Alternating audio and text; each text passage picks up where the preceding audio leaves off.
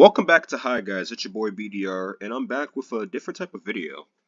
Now, I've done hot takes videos in the past. I've done one about Yu-Gi-Oh! Now this time I'm gonna do one about Pokemon. Pokemon is like, one of the main things I grew up with, alongside, Yu-Gi-Oh!, WWE, and obviously AQ Worlds. So, it's pretty nice to talk about, one of my other passions besides, AQ Worlds and Yu-Gi-Oh! And WWE. That Pokemon. So in today's video, I'm gonna be going over some of my Pokemon hot takes. This video, the Yu-Gi-Oh hot takes video was successful. Hopefully this one is as well. As a disclaimer, this is just my opinion about these. If you agree or disagree, comment section is just below and whatnot. Just like actually come with valid reasons instead of just saying I'm wrong or I'm an idiot or you don't know what you're talking about. You're just a kid. I'm not. So yeah, let's get started with the first take.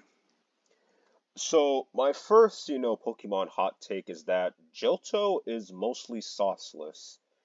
Like Johto has got to be the most sauceless generation out of all the 9 generations. It does for the second generation you would have thought like, from improvements from Kanto, because obviously Kanto does have some flaws as well. It just feels like the games just feel like nothing burgers for the most part. Like compared to like the games on the left, which actually brought Pokemon, fresh new coats of paint. Ultra Sun and Moon with the whole, titles and whatnot. With the Totem Pokemon, the Ultra Beast, and Scarlet and Violet introducing the Terrorization and the Paradox Pokemon to it as well. Compared to like, Heart Gold, Soul Silver, and all the games, it's like, what is really there about Johto? It's just all I heard about from Johto is just 98% of people just pick Typhlosion as their starter. Tyranitar on the team. Like, don't even mention Scizor. That's a trade Pokemon. And it's just find Pokemon that can learn Ice Beam and Thunderbolt. Get the box legendary, challenge Red. That's it. That's Johto right there. I just feel like this Johto just really has, and also they have the most like hated starter of all time in the game in Meganium. It's just like, what does Johto really like offer? It's just sauceless. What is there besides those things I just mentioned? It's just and Typhlosion because of those those leaks and whatnot really got a bad name for itself. Cell block one if you know what I mean. And it's just that's like the most popular thing about Johto, like from last year, was the whole Typhlosion situation, where people were calling Typhlosion a PDF. So yeah, it's just like, what's truly there about Johto? I mean, yeah, the legendary dogs. I would rather prefer the legendary birds over them. It's just like, and plus in terms of the games, it's like, yeah, the games on the left are better, flat out better games. Johto just has damn near nothing. I can understand people meat writing for Kanto. I can understand people meat writing for Sinnoh. I just never understood people meat writing for Johto when you're just gonna pick Typhlosion, find Pokemon that can learn Ice Beam and Thunderbolt. No one even talks about the Elite Four aside from Lance using full restores. And then you just fight Red and that's the game. At least with like Ultra Sun and Moon, like you got the mini wormhole game, the Necrozma storyline, the Ultra Beast, and Megas came back as well. It's like you can have a lot of fun surfing, the horses and whatever, the horse mode to actually break through the stuff. It's just different challengers each time you go through the Elite Four. It's like Look what Ultra Sun and Moon offer instead of Johto. Like I said, I just don't understand Johto Glaze. Johto is just like the most sauceless generation. Probably the most nothing burger, you know, generation out of all the 9 generations. So yeah, that's pretty much it. Now then, let's move on to the next Poke Hot. Alright, so for my next Pokemon hot take, I just have Pokemon TCG Pocket is way more interesting to get into than the actual TCG. Now I understand Pokemon Pocket has been around for like 2 months now, and it's just like some people will say, well, TCG Pocket is just watered down TCG. It's still like even if so, it's just like it's just flat out better than the TCG. It's like than the actual TCG. Because I just feel like majority of people now in the actual TCG are just in it for the collecting reasons, such as SIRs and whatnot. Yeah, at the bottom they're one of the most hated Pokemon cards of all time. ADP. So yeah, it's just Pocket is just much easier to get into. And it's just like, wow, you could say like watered down. It's just way more interesting because before I was just never into TCG outside of collecting purposes. Maybe one of these days I'll probably open up like a ETB Elite Trainer box for short, probably on this channel. One of these days. Would you guys actually like to see that? And also, would you guys like to see, Pocket content? I do play Pocket currently, so yeah. Probably later on this year I'll probably do some Pokemon Pocket content if I could figure out how to record from mobile. But it's just flat out better, easier, not as complicated, and plus it's faster. Like I've seen Pokemon TCG gameplay, and it's like, damn, like that shit is slow from time to time compared to Pocket. Even Pocket with like where both players can have shit hands, it's way faster than the actual TCG. It's just overall, like, Pokemon Pocket is just way more interesting and more fun to get into than the actual TCG. Even if it's watered down TCG, it's just flat out better. And it's just like people are only getting into the actual TCG just to collect SIRs or special illustration rares for short, like the Charizard that's in this picture. So yeah, TCG Pocket better. Easier, faster, more just more interesting, fun, easy. Like so far, you really can't go wrong into getting into Pokemon Pocket than the actual TCG. Alright, that's pretty much been it. Let's move on to the next hot take. Alright then, for this hot take, I know it may trigger some people, but I don't care. Yeah, modern graphics are definitely better than Gen 1 graphics, and if you don't believe so, you have nostalgia glasses on. Cause I saw this tweet saying stuff like, blah blah blah, Nintendo DS, Nintendo 3DS, and Switch graphics look ass. And I'm just like, yeah, this is just nostalgia goggles. Because there's actually some people out there that will literally say that Gen 1 graphics look better than modern graphics. And I just gotta say, you have nostalgia glasses on.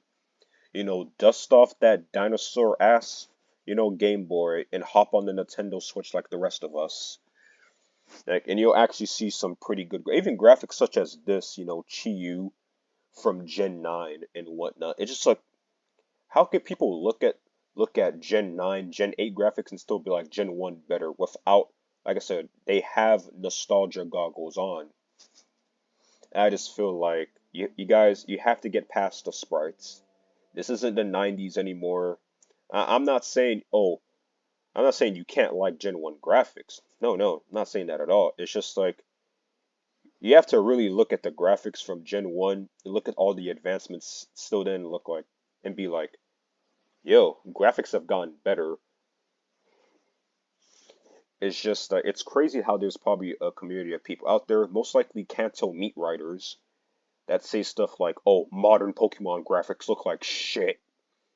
Now you could say the modern Pokemon look goofy. I wouldn't disagree with there, but to say that Gen 1 has better graphics still, that's just pure example of just nostalgia glasses right there. Because how can you look at, Gen 8, Gen 9, Gen 7 graphics. Like I understand if you're like the only way you could say that without being a cancel me if you're just like a big fan of pixels. Nah, I like my shit, HD and clear, like Gen 9 did.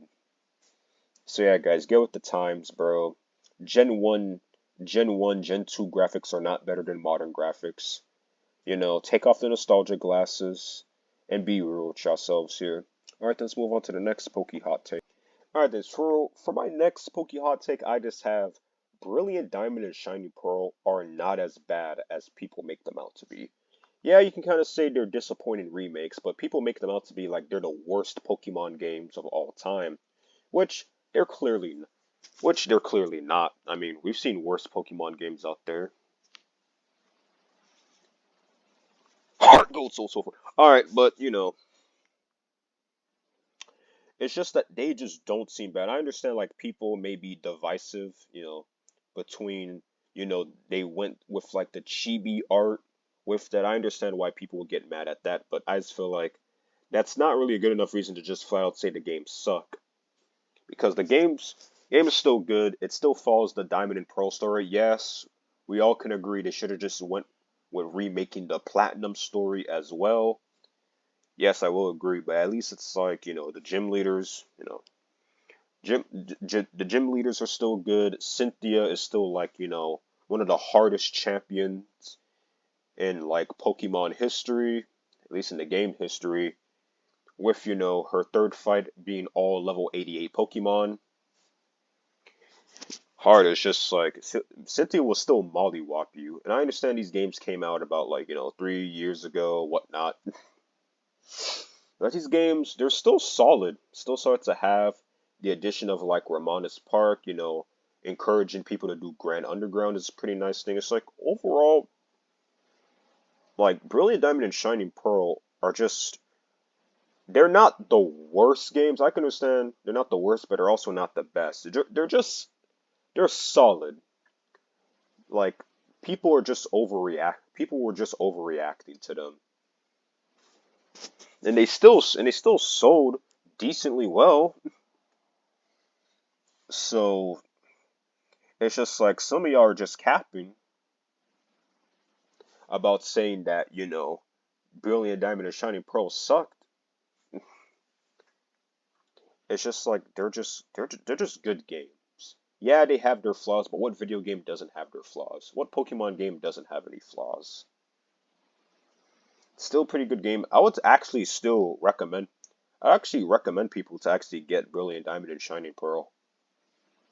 It's just like the Pokemon community was just overreacting. Probably because it's like, oh, Megas didn't come back. Well, yeah, Megas coming back would have made better. Yeah, if they just followed the Platinum storyline. And another thing too, it's literally just copy and paste from the Diamond and Pearl story.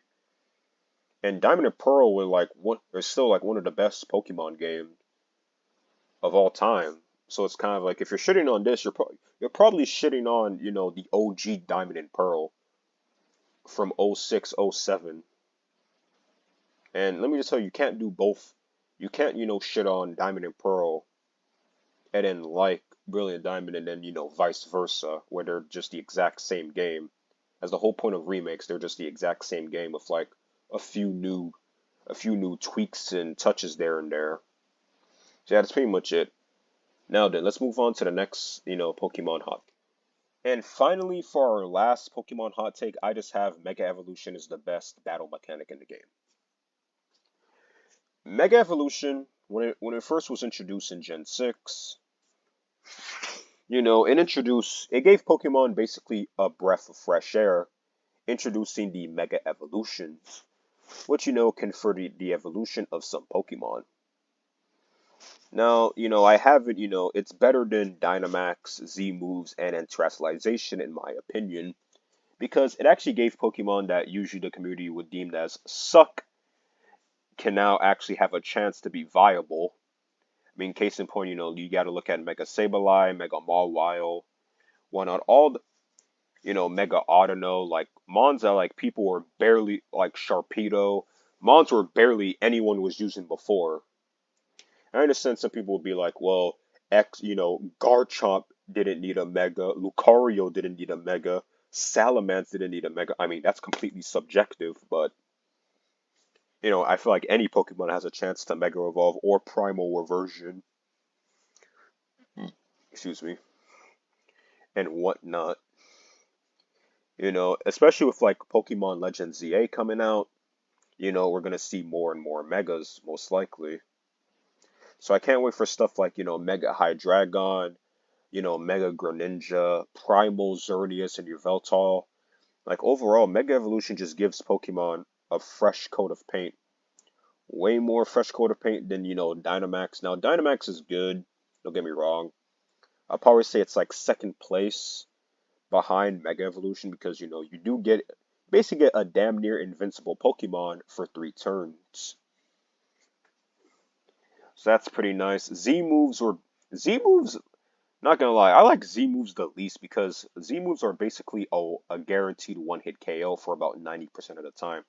Z moves are basically if the Pokemon community liked moves such as Sheer Code, Guillotine, Fissure, and Drill Run. Like that's what Z moves are. If the Pokemon community liked one-hit moves. And Terrestrialization, while it is nice to have, Pokemon switch types to avoid some weaknesses, you are basically swapping out weaknesses for more weaknesses. And the Stellar type, I've heard no one talk about it since release. It's almost like people put it in the trash. And I wonder why. So it's just like this new type Stellar has been a complete nothing burger. And then you have, terrestrialization is pretty nice, even though making the Pokemon look like stained glass and having them wear goofy looking hats is, a choice and whatnot. That's what Pokemon's kind of about, being goofy. I just have Mega Evolution above those things because, it gives Pokemon that usually no one uses a new chance at life. And it also and plus lore wise, is actually between the bond between the Pokemon and the trainer, which just makes me like Mega Evolution all the more exciting. What makes it all the way more exciting. So yeah, that's pretty much been it for the Pokemon hot takes. That's pretty much been it. Make sure to like, share, subscribe. If you guys agree or disagree with any of the takes I said here, comment section below. And yeah, hi guys, out.